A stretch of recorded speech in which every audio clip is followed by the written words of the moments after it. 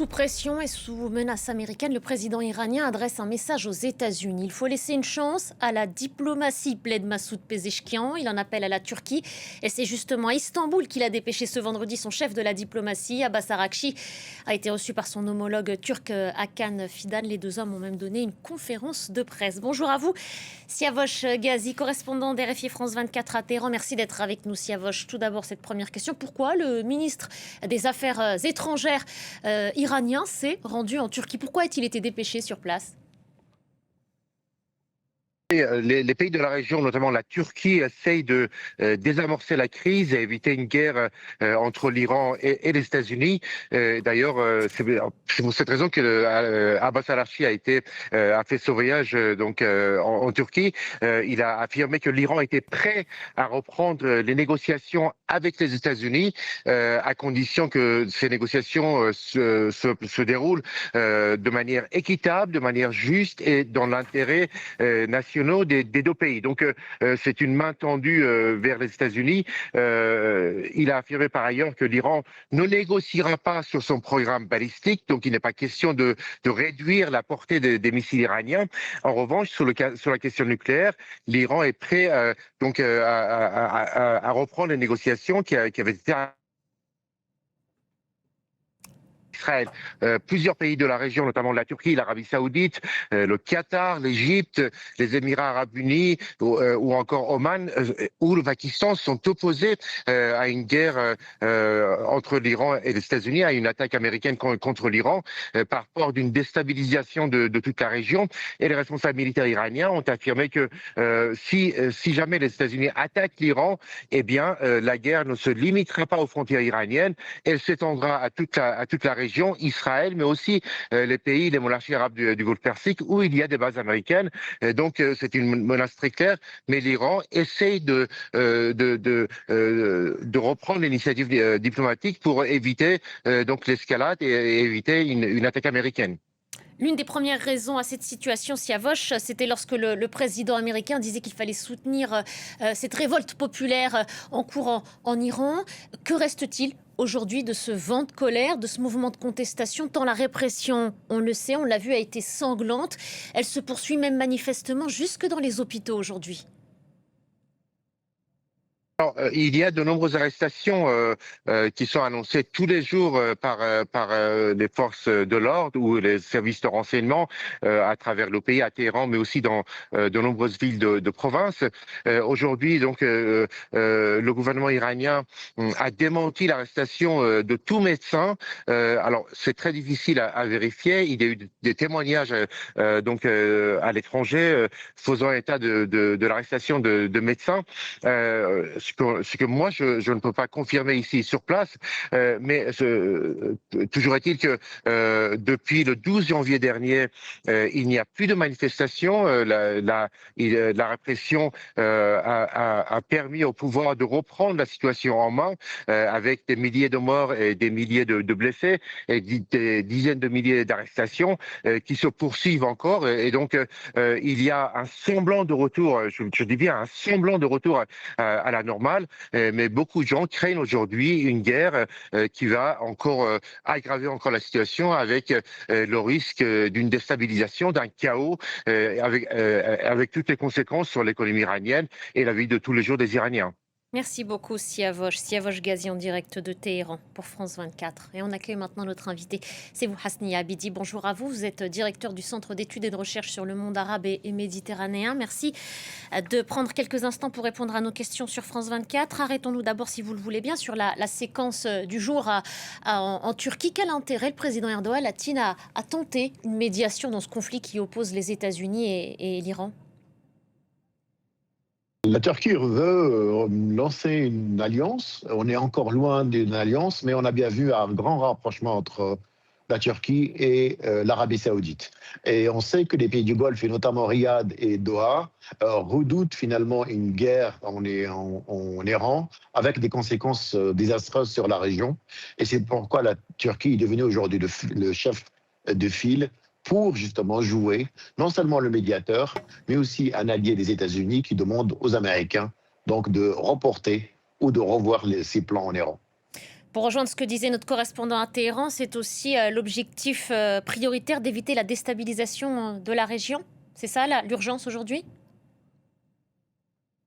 Oui, c'est éviter finalement une guerre qui aura des conséquences pas seulement sur les Iraniens, mais aussi sur tous les pays voisins.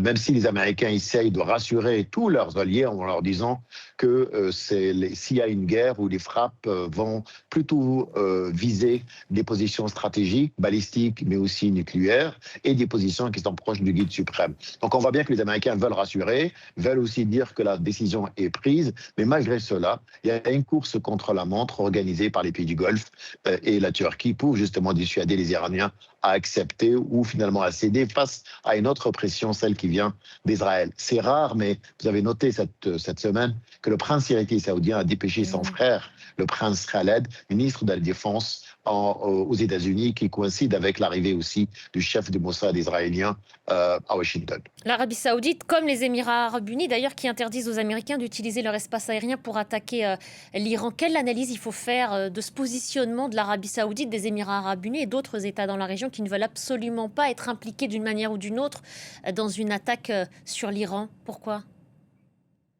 Parce que les menaces, elles étaient claires émanant des Iraniens, que tous les objectifs ou toutes les positions américaines ou les pays qui accueillent des bases militaires et même ce qu'on appelle dans le jargon des experts militaires, mais on sait que c'est des positionnements militaires américains, seront les cibles de l'Iran. Comme vous le savez, le Qatar accueille la base Al-Aidid, qui a été touchée déjà par les Iraniens, et les Américains disposent des bases militaires, non seulement en Arabie Saoudite, aux Émirats Arabes Unis, au Bahreïn, au Koweït, et donc on sait très bien que toute la région sera cible. Sans oublier bien sûr le détroit de Hormuz, et les Iraniens, ils ont dit s'il y a une attaque aussi contre leur position pétrolière, c'est pas l'Iran qui n'aura plus le droit d'exporter, mais tous les autres pays du Golfe n'auront plus le droit aussi d'exporter leur pétrole. Et donc on sait que les Iraniens disposent encore de relais dans la région qui sont capables de porter des coups durs, non seulement aux positions américaines dans la région, mais aussi aux États. Et c'est pourquoi les pays du Golfe ne veulent surtout pas que des frappes américaines, c'est-à-dire soient lancées à partir de certaines bases situées dans le Golfe.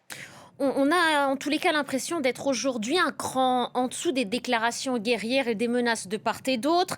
Peut-être manifestement aussi parce que l'Iran est acculé, mais lorsque le chef de la diplomatie iranienne dit que son pays est prêt à reprendre des négociations sur un pied d'égalité, c'est déjà une main tendue vis-à-vis des Américains qui n'excluent pas non plus la reprise du dialogue.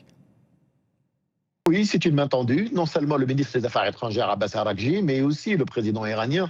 Et ça, c'est un élément important. Et d'autres pays. Il ne faut pas oublier ce que la Russie fait. Depuis plusieurs semaines, les Russes disent qu'ils peuvent jouer un rôle de go-between bien sûr, entre Israël et l'Iran. Et ça, c'est très important.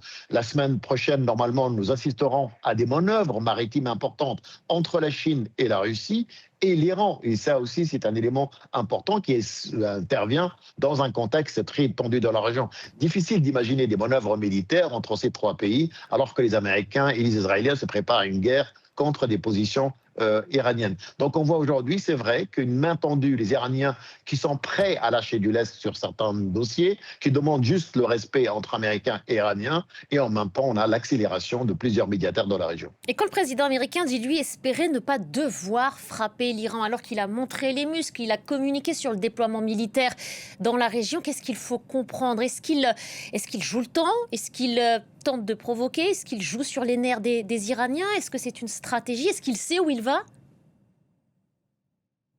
Rien n'empêche le président américain de frapper, même s'il y a une pression diplomatique ou disons une demande de ses alliés de ne pas le faire. Souvenez-vous, quand les négociations étaient déjà en cours entre Iraniens et Israéliens, d'une manière indirecte, le président Donald Trump et les Iraniens, souvenez-vous, la guerre de 12 jours. Ça, c'est le premier élément. Sauf qu'aujourd'hui, les Américains ont perdu en quelque sorte l'effet de surprise, puisque les Iraniens ont retenu les leçons de cette guerre de 12 jours et ils essayent un peu de se préparer à cet énième épisode, en quelque sorte, forte avec les Américains. Troisième élément important, c'est vrai que ce déploiement militaire ne se fait pas avec un coût énorme juste pour impressionner, mais s'il y a vraiment une pression diplomatique, c'est clair que ce déploiement militaire de grande envergure, il est en mesure de exercer une pression sur les Iraniens pour non seulement accepter de venir à la table de négociation, chose déjà faite par les Iraniens sans des conditions. Souvenez-vous, avant, il y avait toujours des conditions avant de reprendre une négociation et dans une position de force plutôt des Américains pour négocier.